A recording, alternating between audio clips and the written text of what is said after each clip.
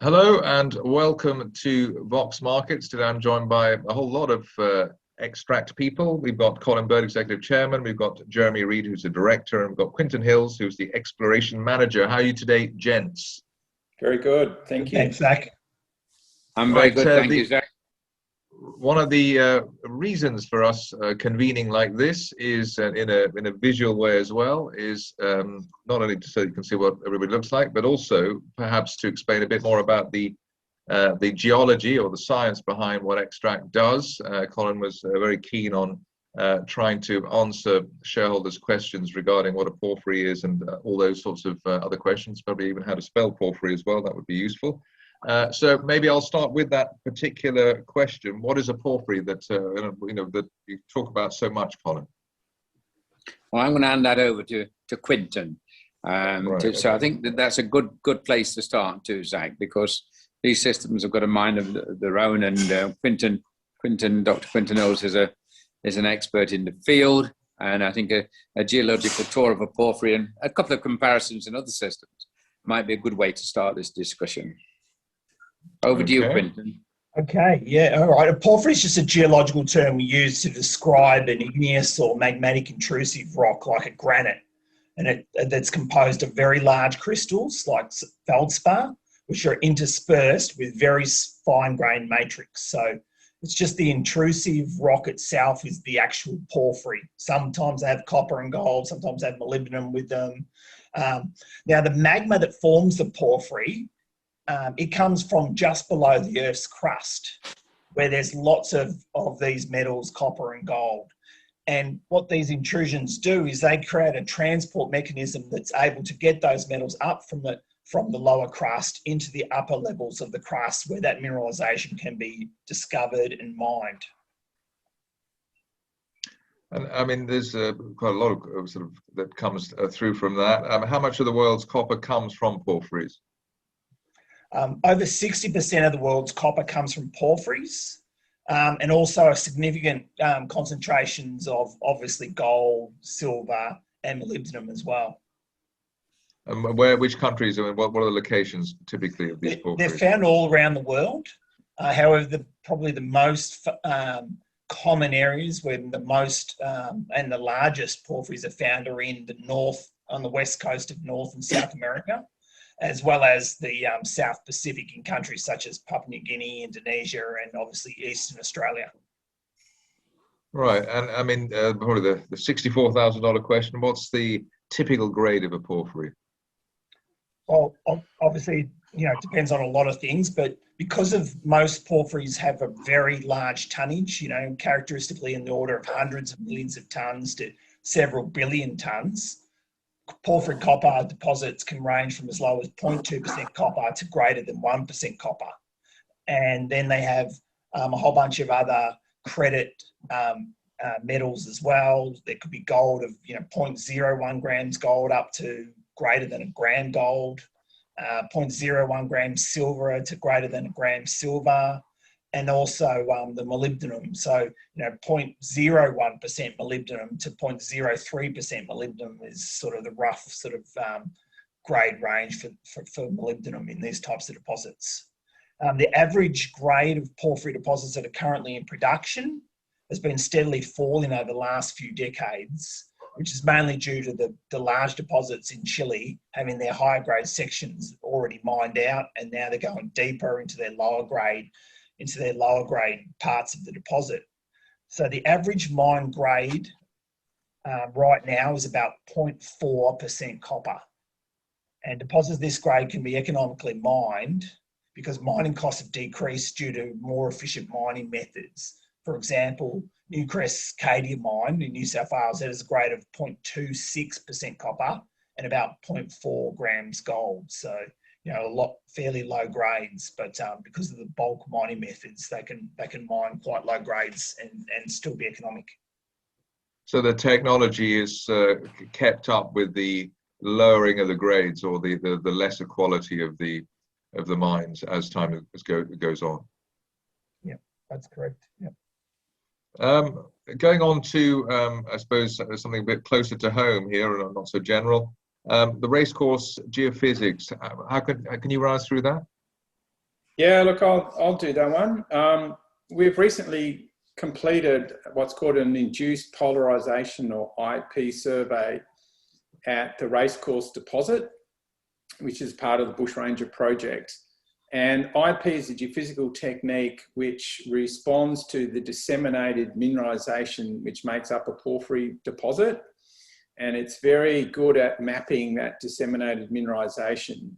And so what we were able to do is, around the actual Racecourse mineral deposit, there's a halo of pyrite, and we were able to map that halo of pyrite over a strike length of about 2.5 kilometres. And it's still open to the northwest and to the southeast.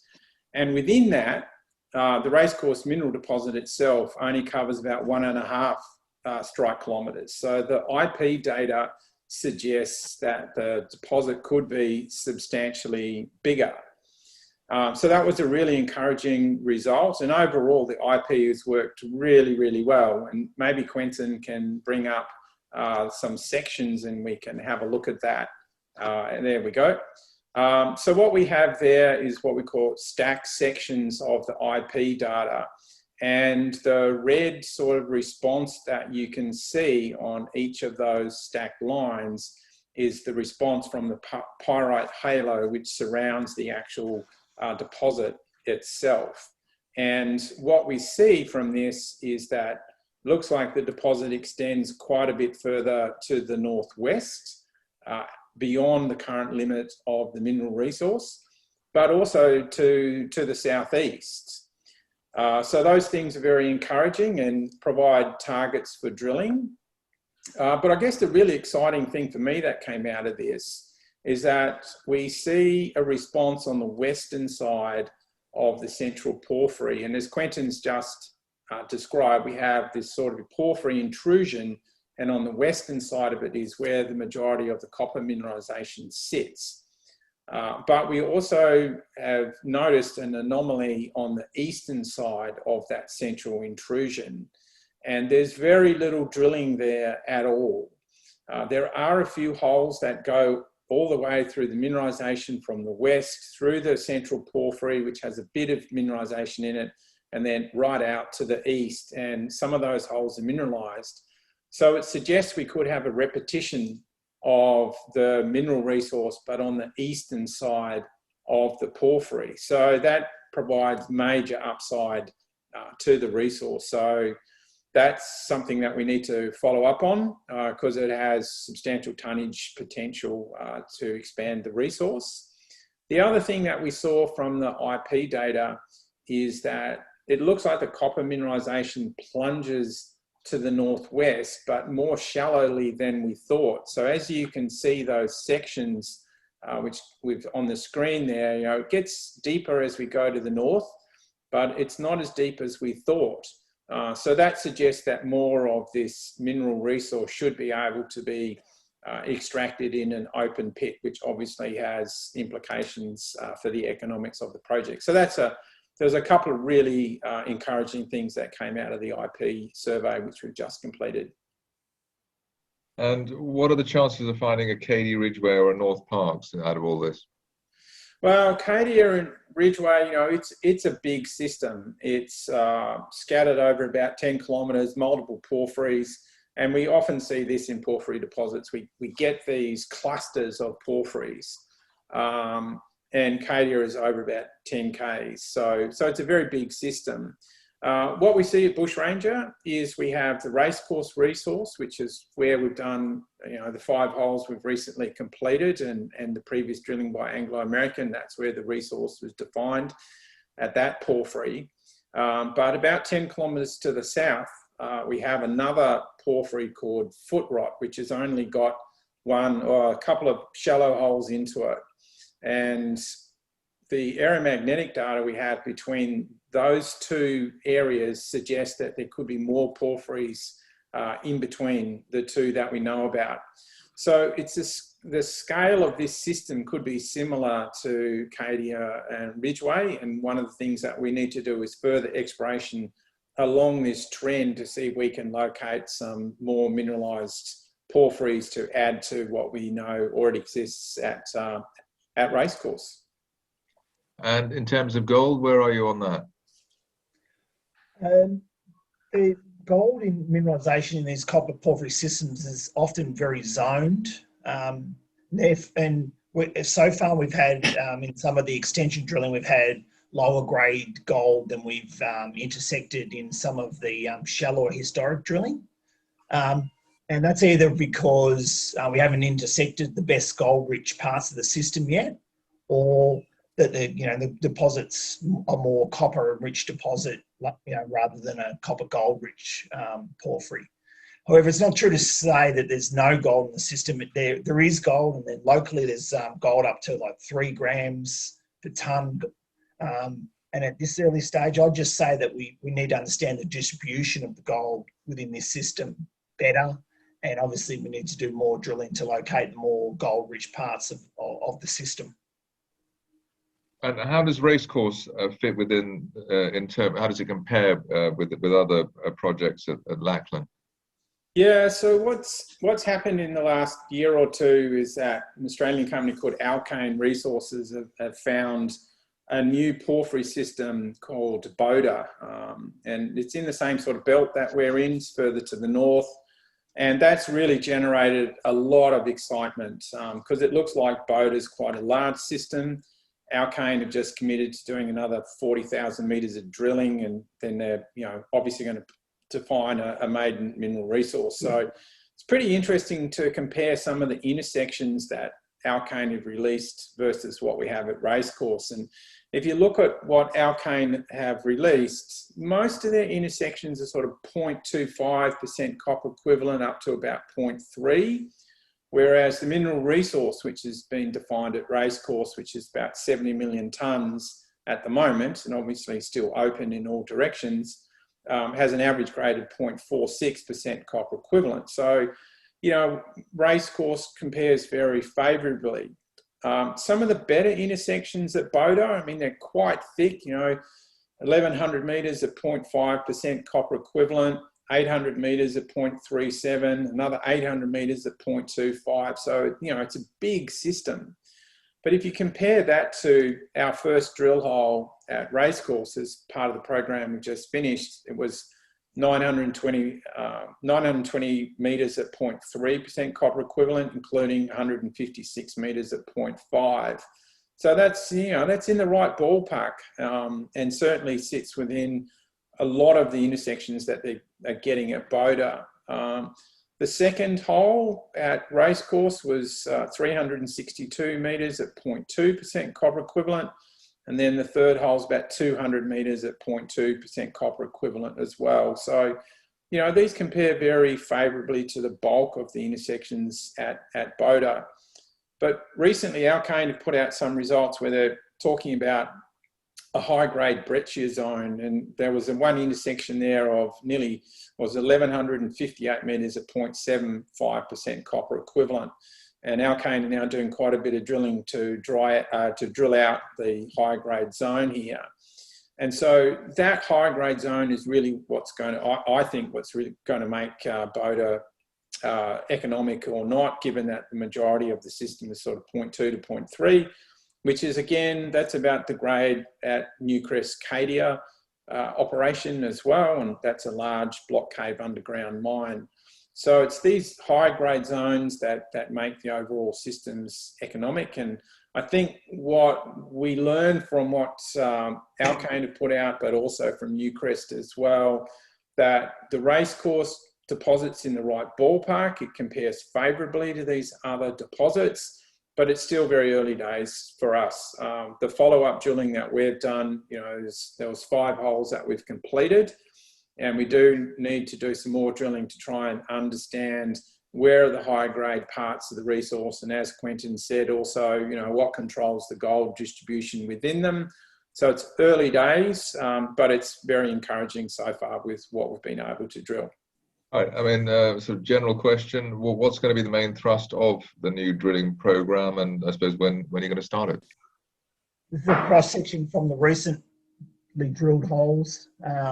As Jeremy said, we hit very wide, thick zones of copper mineralisation directly associated with the porphyry rock type itself. But also what we actually found, and what we've found in quite a lot of the other historic drill sections, is the best grades are actually found at the top of the at the top of these porphyry intrusions in this area. So in the classic exploration model for a porphyry, I'll just share what the classic model looks like. So in the classic porphyry model, a lot of the copper mineralisation is found around the margins of the intrusion. So you can see here, there's the copper ore zone on either side of the intrusion, and there's only small amounts of copper at the top. However, in our deposits, what's quite interesting is that we've actually got the best copper grades and the thickest parts of, and even some high-grade gold zones as well, actually in the crown of our intrusion. So obviously, as we go forward and in our next drill program, we plan to intersect the crown areas more to try and really focus on the highest grades. We also plan to obviously drill some of these high priority IP targets, especially on the eastern side of the mineral resource, as well as the extensions towards the southeast. So one of the advantages of having the mineralisation that appears to sit in this sort of crown or over the top of the porphyry is that obviously it's a lot shallower depth than on the margins of it. So again, that sort of builds through to greater confidence that we'll have a larger part of the resource that's going to be open pittable, and ultimately, that'll be very positive from an economic point of view. The more that we can extract in the open pit, the better. Okay. In terms of the open pit, could that be what triggers an Anglo-American buyout?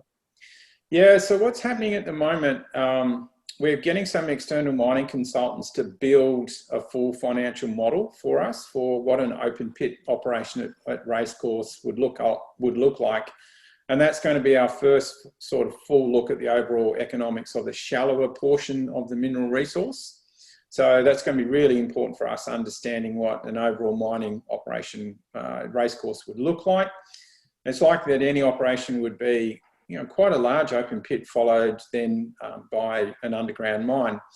So in relation to the buyback option that Anglo has over the project, there's two potential triggers for that. One is we define a mineral resource that has 2 million tonnes of contained copper, or the board of Xtract decides to put a mine into production. And then Anglo then have to make a decision at either of those 2 points as to whether they want to buy back into the project. And if they do that, they have to buy back at commercial rates. So the way that mechanism works is that we get the project valued by an independent valuation process, and then Anglo would then have to pay that commercial rate to buy back into the project.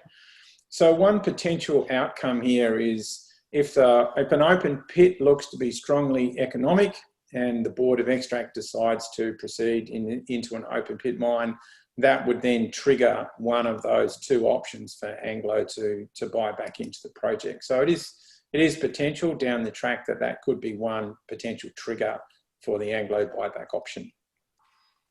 So that is obviously quite exciting in terms of Xtract. A question here in terms of the geophysics outside Racecourse. Is there something you can enlighten us on that? Yeah, so we've focused a lot at Racecourse, obviously, because that's where the resource is and that's where we see the potential to expand it as quickly as possible. And the IP that we did suggests the resource is open to the northwest, also to the southeast. And we had some areas that we weren't able to survey when we had the survey crew out there a few weeks ago for operational reasons. So we want them to come back and extend a couple of lines further to the southeast to see where we see that shallower mineralisation, how much further to the southeast it extends. And all of that will go towards adding open pittable tonnes to the resource. So that's something we hope to get done within the next month or so. And the other thing we're going to do is fly a detailed aeromagnetic survey using a drone. And the high quality aeromagnetic data will help us to understand how many porphyry intrusions we have, and also the relationship between the ages of those porphyries. And that's all about just building our confidence for the additional drilling program that's coming up. So it allows us to put in context the IP anomalies, where the resource is, and just help us target the next round of drilling. Okay, and then going on to the 5 drill hole program, what's your impression of that? So the aim of the 5 drill hole program was to test whether or not the racecourse deposit that we knew from historic drilling continued down plunge to the northwest. As all the drill holes intersected significant thicknesses of copper mineralisation, I believe that the program was a good success. Obviously, there's more drilling that needs to be done in that northwest area to find the highest grade areas. You know, this drilling and the subsequent geophysics have shown that this porphyry system is much bigger than we initially anticipated, and I think that's a really exciting thing to happen for for us to now with our further drill targeting. Okay, and in terms of foot rot, the geophysics and the potential there, could you run us through that? Yeah, so at foot rot, there's a couple of historical lines of induced polarization IP data that Anglo-American collected, and what they got was quite a strong IP anomaly, which they then drilled, and they intersected quite a lot of pyrite alteration. And we know that that usually occurs on the periphery of the porphyry system. Now, from the IP that we've done up at Racecourse, 10 kilometres further to the north, is that the best grade copper occurs on the margins of the strongest IP anomalies.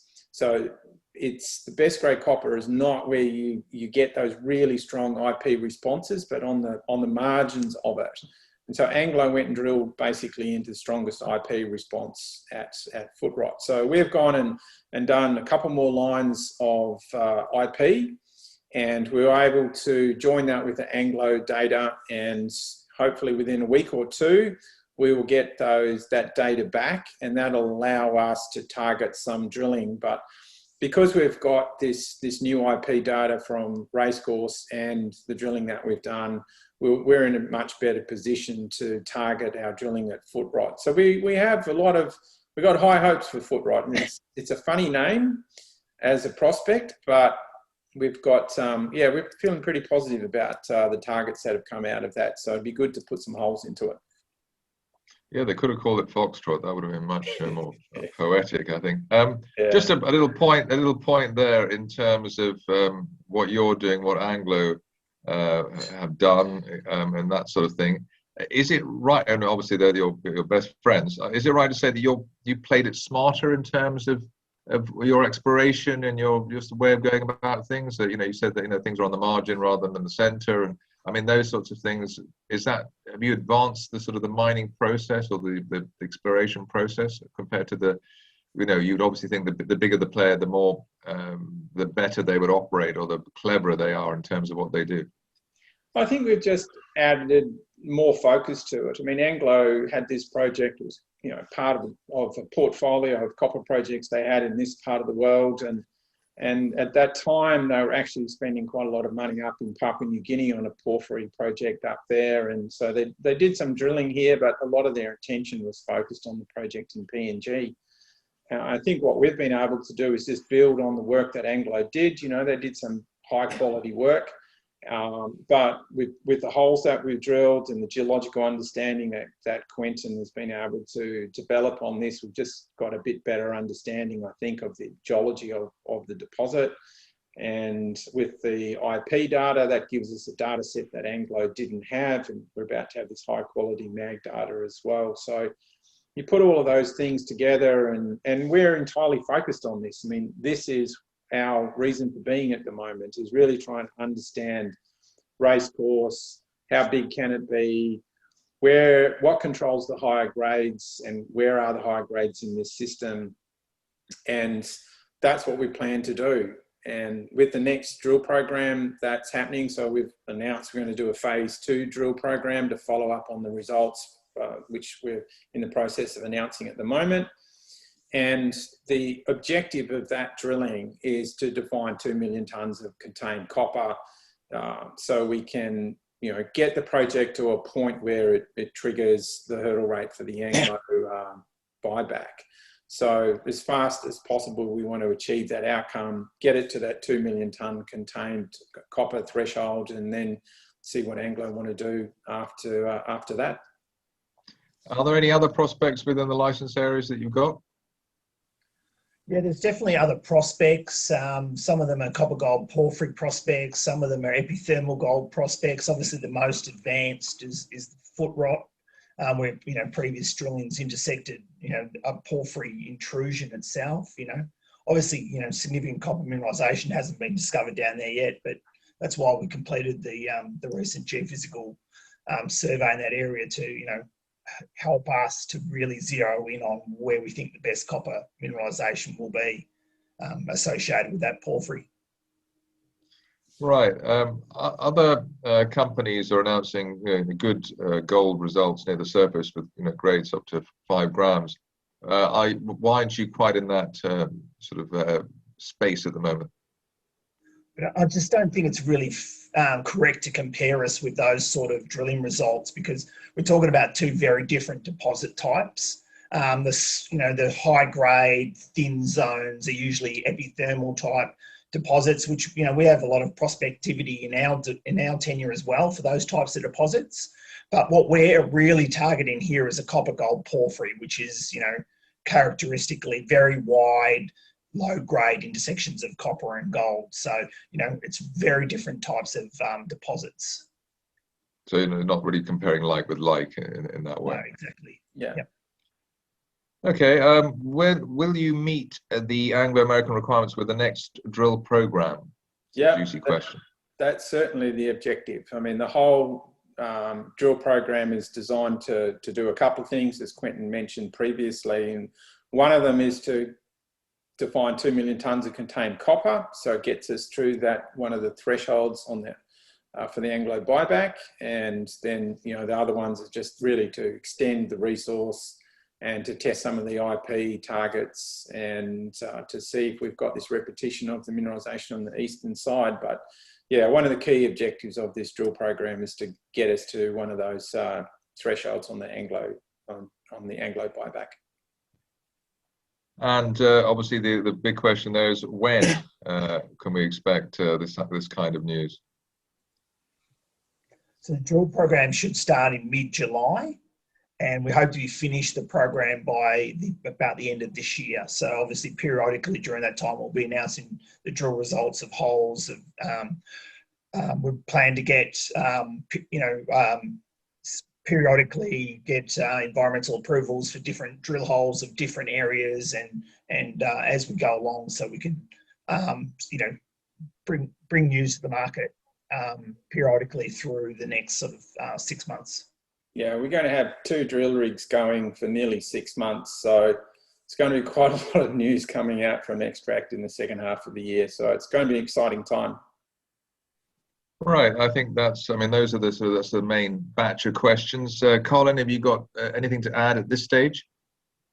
Not really. I think it's been very, very good for yourself to meet Jeremy and Quinton. I think it's going to be very good for the market, our shareholders and would-be shareholders and interested people to meet the team.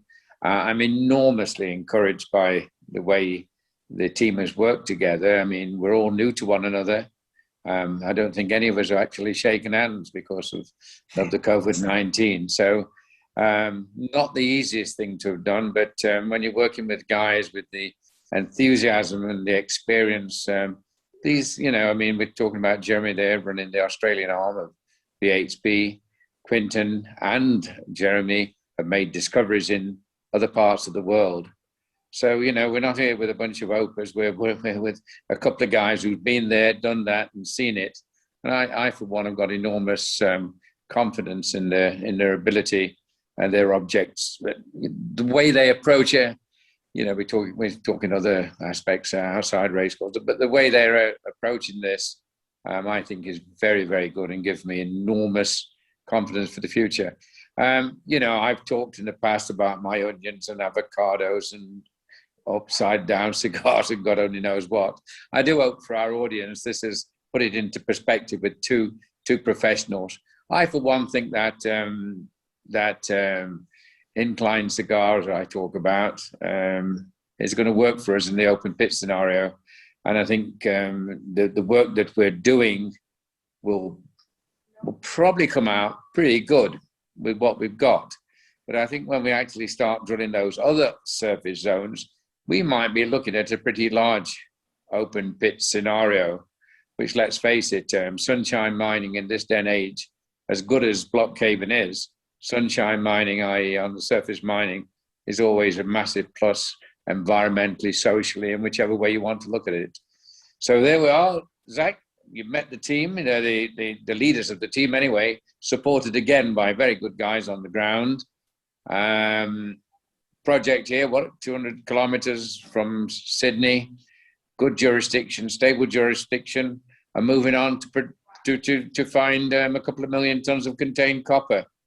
I, for one, am very happy, and I'm delighted that our audience has had the chance to see the leaders down in Australia.